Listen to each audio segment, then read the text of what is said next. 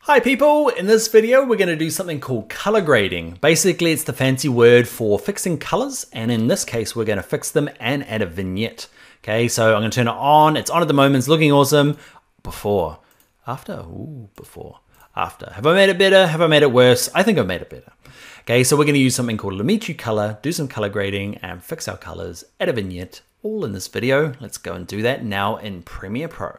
Okay, so to make the changes, what we're going to do is I'm going to have my cursor over the top of this. I'm going to get it to a position where I'm not looking really weird. And I'm going to click on it so it's selected. Then I'm going to open up something called Lumetri. Okay, so go to Window and go down to Lumetri Color. Okay, so the term that we're doing now is something called color grading. That's what you call it in film world when we're going to go fix the colors. Okay, so we're going to do our color grading. We're going to use Lumetri Color, and yours by default might look a little like this, but you can see if I click on these kind of words here, basic correction, there are these options. We're going to use basic correction and vignette are the ones that we use heavily. So click on basic correction, and to get started, what you might do is just click on auto and see what it does. And see over here, so I'm going to reset it. Auto, reset, auto. Do I like auto? It works a lot of the time, but in this case, I don't quite like it. It's overdoing these things. So I'm going to reset it. So let's do it manually. Okay, it's not super hard. This thing here, the white balance selector, can be super useful. What you do is you click on this and you say, hey Premiere, I know that this part of my t-shirt is absolutely white. And what it does, it goes, okay, if that's white, then I'm going to make some adjustments based on the world, given that that's white.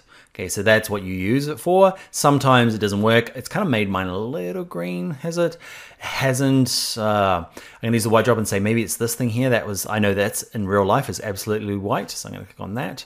Okay, it's made it even more green. So you can use this to get started, and what it is, it's adjusting the temperature and tint. You can manually override it here, depending on how bad it is. Often you can leave this as at 0, so you don't have to play with the white balance. And what should you do? There's nothing you should do. All you do is you keep an eye on this, okay, and then you drag it left and right. Okay, left and right. This is my amazing technique, okay, and you just kind of going back and forward and going, where is that happy medium? Okay, you can see in this one there was no change. I'm not even looking at it. I'm clicking it, dragging back and forth and looking at my screen. I don't care where it actually ends up. So I'm leaning forward, going, where do I want this thing? About there. You can see -8. Didn't here again. Some of them have little changes, some of them have a lot, and you just go through and you just kind of go back and forth until you're happy with where it ends up. This is more art than it is science, okay? Cool. So that's what I like for this particular setting. You do it with the exact same track and you'll find that yours will be different. It really depends on what look you're looking for, and lighting in the room where you're doing your editing can influence things. Okay, and also where in the video, if you're looking later on in the video and actually the lighting changes, maybe the sun comes out, you might be adjusting it differently from me. So I like that. What I'd like to do is move on to the vignette, then we'll look at it applying it to all the different scenes. So what we'll do is go down to your vignette, this last option here, and make sure your cursor is over, you've got it clicked, and we're gonna play with this amount, and you drag it left and right. Actually, you only drag it to the left. Nobody ever wants a white halo vignette. You want the black one around the outside. Why do we add it? We don't have to. I add it because it adds that kind of like film grain look to it. Editors spent their life trying to remove vignettes from the early days. Now we spend our time adding it back for kind of a bit of theater dramatic effect. Do you like it? See this little tick box here? Turn it on and off, on and off.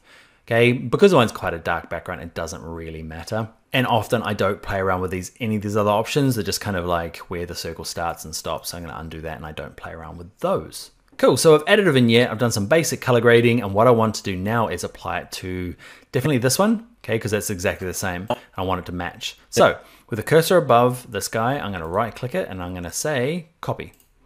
Okay, and then I'm going to have my cursor above this one and have this selected, and now I'm going to go to edit, and there's one that says instead of pasting the whole thing, if I hit paste now, it's just going to paste the whole video, but if I go paste attributes, that Lumetri color thing we added is considered an attribute, and what we can do is, depending on what's selected here, okay, I'm going to untick everything. I don't want to apply any of this stuff. I just want to apply this effect. Okay, thank you very much. Click OK, and it applies just that. Hasn't applied any of the sound changes we made over here, otherwise that'll come along with it. I just want to apply that effect. And if you have lots of different videos, like this one here, right click, paste attributes. Actually, I'll use the same way. It doesn't really matter which way you go. And remember last time, click OK. And it's a way of, you can actually select a lot of them in one go and go up to edit paste attribute. Last thing I want to do before I go is that these kind of really flat, these really flat kind of screenshots that I did, I want to add a vignette to it. I don't want to do the color correction because it doesn't need color correcting, it just needs a vignette. So I'm going to select it down here, I'm going to grab the amount, drag it to the left, and you just see, watch this, turn it on, turn it off. Turn it on, turn it off. You might not even be able to see it in the corners here. I love it, a little hint there. So it's a -5. I could copy and paste it, or I could just select it and say you are minus, actually, what is it? Just drag it all the way that way. This one here, drag it all this way. Cool, so they now all have a vignette because I'm addicted to vignettes. You might not turn yours on, but color correction, okay, is very important. And yeah, one thing you might do is that we did it with a really small video. You can make it bigger. Okay, this is a handy little shortcut before we leave this video, is you can grab, see the center bit here? So you can adjust this bigger and smaller, okay? And you can drag, this one's bigger, but you can actually grab the bit where they all intersect. So you see we get that little cross-targety hairs thing, and you can do that. So you can keep your playhead and the source window over here, but you want this to be as big as it can be so that when you're using basic correction, you're just, you know, seeing it at its goodest quality. Goodest is a word. All right, people, I will see you in the next video.